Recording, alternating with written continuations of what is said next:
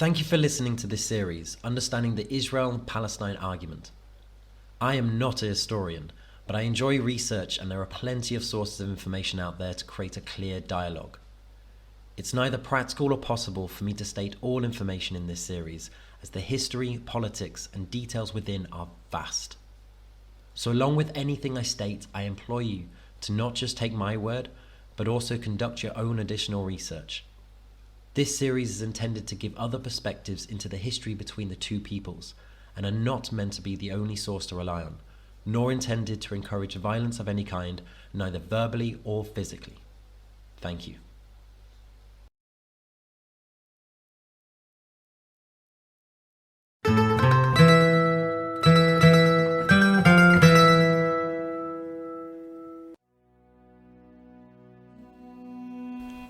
Like the Jews, the Arabs are also descendants of Abraham. However, rather than of his son Isaac, the Arabs are descendants of his first son Ishmael, of Abraham's first wife Hagar. Sarah, Abraham's second wife, didn't take kindly to Ishmael mocking his younger half-brother Isaac when he was a young child, and so Abraham banished Hagar and Ishmael from his land. Kind of like a resolution to a domestic dispute. Abraham regularly visited Hagar and Ishmael in their new home, but Isaac was the one to inherit Abraham's land and titles, which later became the Kingdom of Israel. Over time, the descendants of Ishmael became nomadic tribes, traveling and growing across the Middle East and North Africa, away from the land we recognize today as Israel and Palestine. As Arabs also descend from Abraham, many adopted the similar monotheist beliefs as the Jews. So when you describe Judaism in the religious aspect, many of the original Arabs would be seen also Jewish. However, to be exact in regard to how to be recognized as a Jew, it's a closer representation to say Arabs were a people who shared similar religious beliefs as the Jews, rather than being defined as Jewish. The name in Islam for Arabs of Ishmael, who followed similar monotheist beliefs as the Jews, is Hanif. As the Arabs were nomadic, over time many naturally came to settle back in the land formerly known as the Kingdom of Israel. However, most remained scattered across the Middle East and North Africa. It would be a fair statement based on the bloodlines to say that Arabs and Jews are cousins. So, when did Muslims come to be the majority in the region of Palestine? The Byzantine Empire, who were the Eastern Roman Empire, which included the area at the time called Palestine, fell in the 7th century AD to the uprising of Islam. Islam was the product of the teachings of Muhammad, who he himself was a Hanif Arab. As such, Islam started and rose throughout the Arab nomadic tribes first. Islam grew into a force called a caliphate. Caliphate is a name for those which are the stewards to Islam. The first caliphate tried natural pilgrimage, preaching the teachings of Muhammad to gain followers and to conquer lands, covering them with Islam. However, this did not work in most regions, and so the caliphate responded to those who did not wish to convert by killing a vast amount of people, forcing most of the remainder of people to convert to Islam by threat of death. Many tribes and regions were conquered in this manner, which also included forcing some of the remaining Jewish tribes to convert to Islam and be under the caliphate. Some of the Jews chose to convert, not all were forced, and those who did not convert were either killed or forced to pay higher taxes to pay for the expansion of the caliphate for Islam to succeed in its endeavors to cover the world. The caliphate grew a reputation of conquering by the killing of a vast amount of people, and nowadays this act is often referred to as being jihad, despite jihad not specifically meaning this. But it gained its association with this meaning as the caliphate conquered and killed in the name of Islam, following the teachings of the Quran, where jihad is stated as the struggle in the name of God. And so within the Islamic extremists, they themselves referred to this act of killing in the name of Islam as jihad. The Islamic extremists justified their actions by their interpretation of Muhammad's words through the Quran. The Quran contains many passages which suggest to instruct devout followers to kill all those that do not convert to Islam. In the Quran's passage of Surah 2191, it states, "And kill them, Wherever you find them, kill them. Such is the recompense of the disbelievers. And in Surah 3151 it states, "We shall cast terror into the hearts of those who disbelieve." And also in Surah 9:5, "Then kill the disbelievers wherever you find them, capture them and besiege them, and lie in wait for them in each and every ambush." These words are said to be down to interpretation. However, they are not written in such a clear way to give only interpretations which do not encourage killing. Not all Muslims interpret these words to mean they should kill, more that killing is acceptable under certain circumstances, and thus do not live a life encouraging it. This interpretation is similar to what the Talmud or Torah, the first testament for the Jews, states, where it states to kill only those who try to seduce the Israelites to worship other gods. The Torah also states killing is against the laws of God, and this passage in the Torah about killing those who seduce to worship other gods is in regard to it going on to state worshipping other gods will lead you down the path to your own demise, and such to your own death. Due to this, no Jews ever formed an extremist legion to convert others, such like the Caliphate did. As mentioned in part 1 of this series, it's not so simple to convert to Judaism, so it's not something that can be done by threatening people until they say, okay. In addition to this, the prophecy of Israel in the Torah is meant to be a land where Jews can live freely with their customs and practices, whilst also coexisting in peace and without prejudice with those that do not believe. These stated passages from the Quran, however, lend themselves to easily be seen to be interpreted as to seek out non-believers and kill them, rather than the Jewish teachings where it is only accepted to kill to save yourself from those who force you to convert to alternative beliefs which lead you down the path to your own demise. Many Muslims indeed preach that their religion is one of peace and do not interpret the passages to proactively kill. But the wordings in the Quran are such that it is impossible to know if this is their actual meaning or not, and so many extremists interpret them literally to seek out non-believers and to kill them, without more philosophical thought in connecting these passages to other teachings in the Quran which might change this interpretation. These passages from the Quran are a forever disputed point within the Muslim community, where to this day there are many Islamic factions at war and force other fellow Muslims to be under oppression across the Middle East and beyond, as many Islamic factions believe there should be only one interpretation, and that is to cover the world in Islam and kill all those that prevent it. For example, the Taliban in Afghanistan, ISIS in Iraq, Iranian leadership against their governed people, Muslim Brotherhood in Egypt, Hezbollah in Lebanon, Hamas and Palestinian Islamic Jihad in Palestine, the various Al-Qaeda factions across many nations like Yemen, Syria and many more. There are literally hundreds of Islamic factions pushing this belief to kill those that oppose Islam. Most are not so impactful, however many are, such as the ones already stated. This has caused a split in the Middle East, with a number of nations forming alliances who promote peaceful coexistence and acceptance of those who do not follow Islam, and the Muslims who do not interpret the words to encourage death.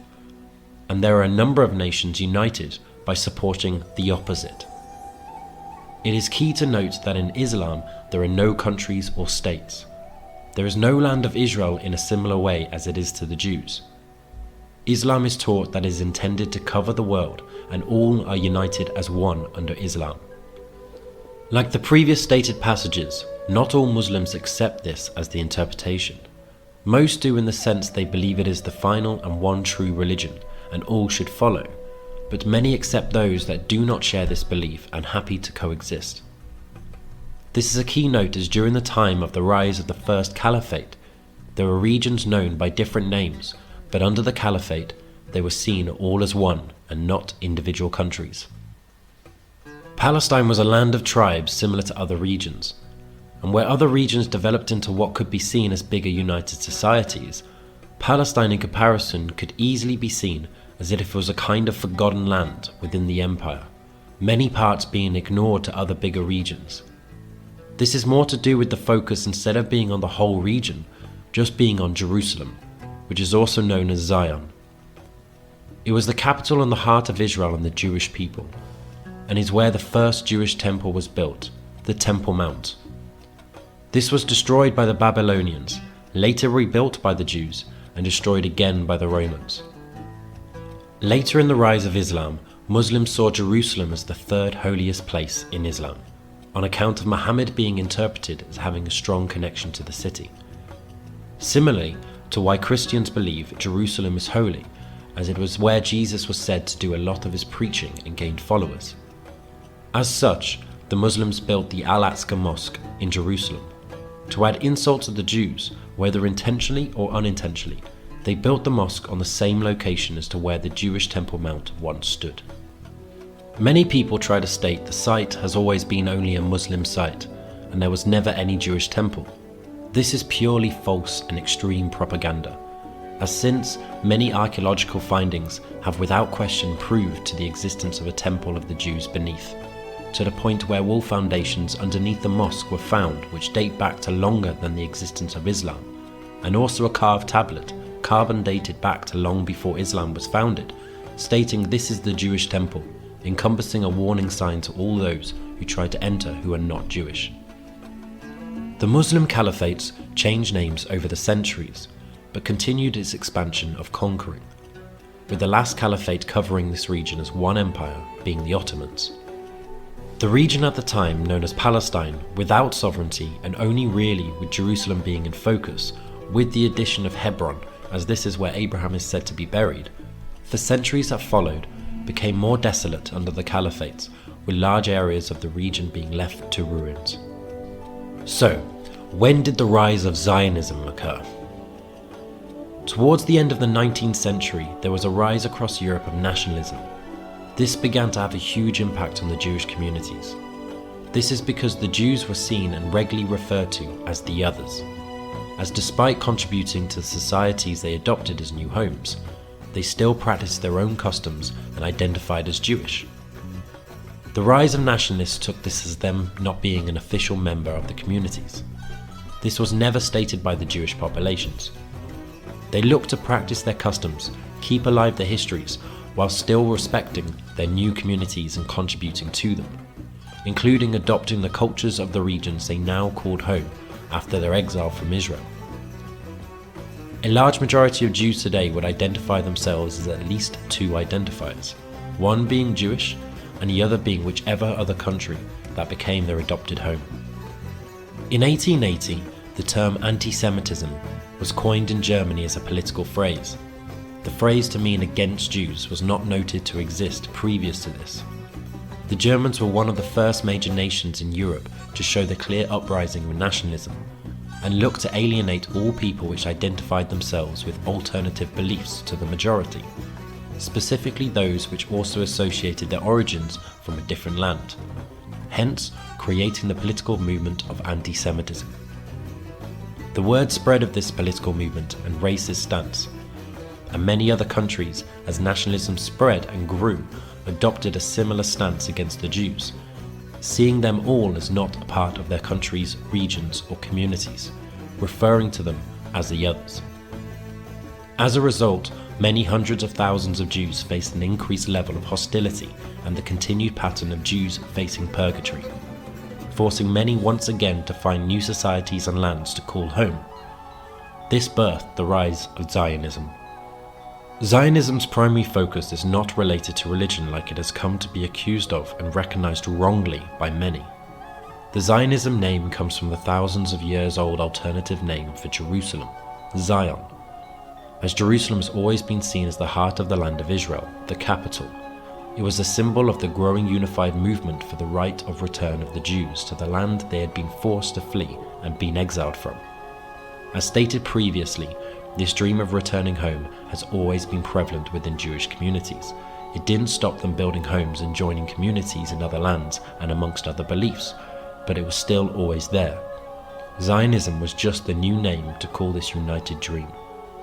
With the rise of nationalism everywhere and the rise of anti-Semitism, forcing a large number of Jews to not be welcome in the new lands they settled in out of refuge from the previous series of exiles, a large amount looked at where next they could go to be able to live without prejudice, with the only solution that seemed to provide the most assurance to many was for they themselves to once again have a Jewish state, a place they could live practicing their customs and traditions without the fear of further purgatory. Some people stated it was a divine right to return to their promised land. Many of these people were both religious Jews and non-Jews from other religious beliefs. In the Jewish religion side, this statement is justified based on their teachings. However, it promoted the wrong idea around what Zionism was. It was based on a people from united tribes of the same customs, a nation without a home, returning to where they came from to decolonize the land from which they came. There is nothing added to this. In a sense, there wasn't a clause in this movement stating they should be able to return to the land from which they came, and no one else but them could live in the land. This has never been a part of Zionism. With every movement there are extremists, so of course there are some which twisted the meanings to suit their own ideals, but this by no means represented the majority.